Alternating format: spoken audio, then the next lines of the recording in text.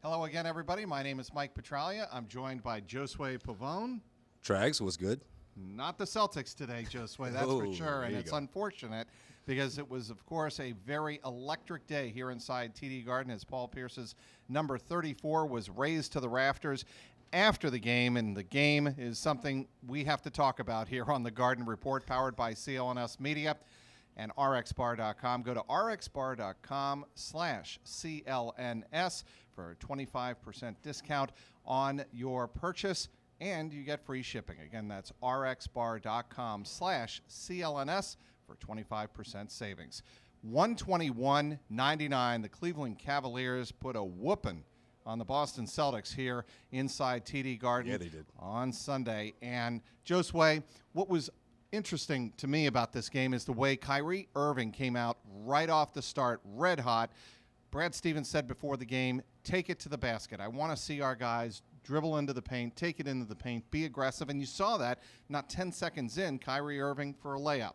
Kyrie Irving then with a sick crossover, step back, fall away on LeBron, and the crowd was going nuts. Celtics led this game 32-31 after one quarter. It was all downhill from there. No defense, and they let the new-look Cavaliers really do whatever they wanted. Yeah, they got those new guys that are being productive right off the bat. I mean, you look at the trade, the ball-dominant guys that they got rid of, you know, the aging Dwayne Wade, Derrick Rose, Isaiah Thomas. Now they got some fresh legs. They got guys who can not only score, but they can find different ways to score, not only with the ball, but without it. I saw Ronnie Hood make some backdoor cuts. I also thought some of his defense was a bit overlooked. You know, that's something I thought that they were able to do to create stops against the Celtics. But offensively, I mean, man, they finished over 50% from the floor. Those two guys in particular, Jordan Clarkson and Ronnie Hood, it's just a different team than what we saw, you know, not too long ago, this Cleveland Cavaliers team. Well, look at George Hill in this game as well, and he was somebody they acquired at the deadline. 12 points in this game, and he really was, I thought, a versatile scorer for the Cavaliers when they needed it. Ty Lue after the game, and Brad Stevens agreeing with this summation. They have 4 scorers now, legit scorers around LeBron, that they don't have to rely purely on LeBron. LeBron with another double-digit assist game, 10 assists to go with his 24 points in this game, 2 rebounds shy of a triple-double. LeBron's got so much more help now, and what we saw is what the Cavaliers were hoping to be after the trade deadline: more athletic, longer, and more explosive. And that's, I think, really where the Celtics are going to have trouble. Not that they don't have Jason Tatum and Jaylen Brown. They have that, but they don't have a lot of depth, Josue, and that would concern me, and it should concern Celtics fans going forward. It should. I mean, this team has a couple of months to really get it together, you know, gel the way they want to gel heading into the postseason. I mean, that's plenty of time in the grand scheme of things. If you look at a guy like LeBron James, obviously the best player in the NBA, and a guy who, if you surround him with shooters like that, once those shooters get going, that is a very, very tough team to beat. As you can see, they scored 121 today. I mean, when those guys are going, clearly this is a much different team, and they can also get it going from behind the arc. Huge run in that second quarter, another huge run in the third quarter, and the Celtics just never recovered in the final frame. 7 turnovers in the second quarter alone for the Celtics. That doesn't help. Led to easy baskets, dunks, and even some really hilarious missed dunks, one in particular by the Cavaliers. They were able to overcome that.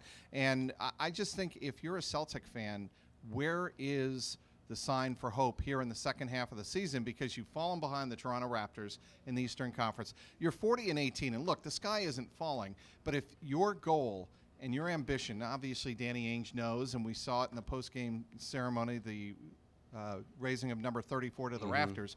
This is about tradition. This is about raising banner 18 and not just getting to the Eastern Conference Finals. The Celtics have a lot of issues to address in terms, I think, of toughness and defense. I think that's where it starts. I mean, that's what's been the bread and butter of this team, especially, you know, after those first couple of months of the season. I mean, defensively, it's just always been what Brad Stevens has been about. Those are the type of teams, that's the type of DNA he puts into the teams that he's coached. And this is obviously, you know, the most talented group he's had, you know, throughout his Celtics tenure. And I think that that's something that obviously have to go back to the drawing board. This is a much different Cleveland Cavaliers team, so I think that's something that they'll make adjustments for the next time they face them. But moving forward, I mean, you got the Los Angeles Clippers coming in Wednesday night, a winnable game for this team to bounce back. I mean, that's something we've seen throughout the season. This team typically bounces back, especially after dropping 2 in a row. I think we can anticipate that Wednesday night, but I think, seeing that level of consistency is going to be very important moving forward after the All-Star break, after guys get a chance to have a weekend off, regroup, come back and finish the season strong. But I mean, it's going to take obviously one game at a time.